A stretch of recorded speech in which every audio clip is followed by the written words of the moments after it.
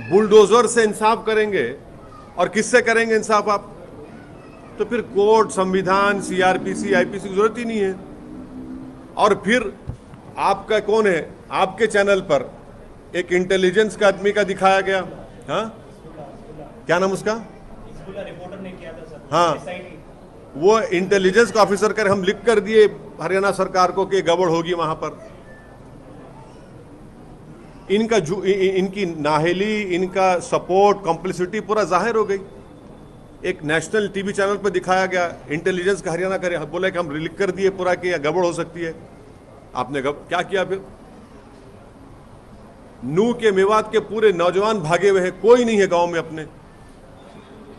आप लोगों को मालूम मेवात की तारीख? आप लोगों को महात्मा गांधी वहां पर जाकर इन मेवातियों को बोले थे कि मत जाओ पाकिस्तान को, यहां पर रुको।